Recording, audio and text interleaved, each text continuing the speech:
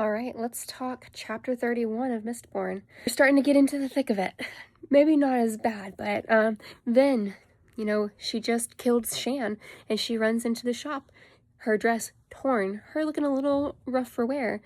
And everybody's like, what's going on? And so she recalls what has happened and they're upset with her for blowing her cover, especially since she saved a noble.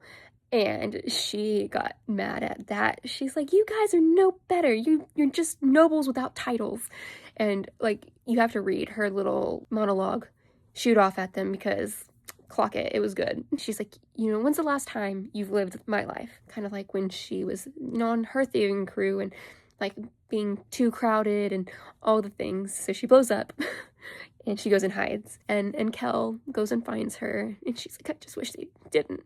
But it was very, very sweet. It was a heartwarming scene between Ven and a pseudo father figure. It was sweet because she wasn't even mad that, she's hurt that her heart was broken by Elend, but she's not even mad because she's like, why does everybody leave? Because her mom tried to kill her, then her brother always told her that he'd abandon her, and she just believed he wouldn't, even as he beat her, and then he's gone, and so she's sad, and it's all very, very sad.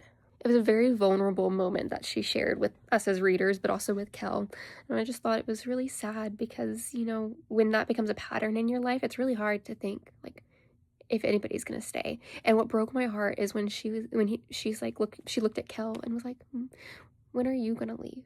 And I'm like, oh, she loves him. Oh, that broke my heart because I have a feeling about Kel, not bad about his character, but he has this hero complex that I think is going to get him in trouble. And finally, she does the right thing and tells Kel about the Venture House weakness, how if the mines go, the house will fall too.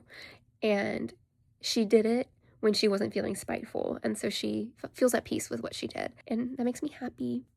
We also get a little important tidbit because Vin is trying to convince Kel that Mare probably didn't actually betray him.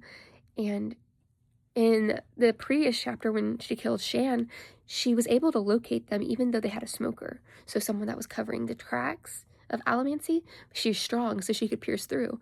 And she proved to Kel that she could pierce through the veil. And so he has a little piece in that too, because the Inquisitors are really strong. And then, after we fade away from Kel and Ven, we pan back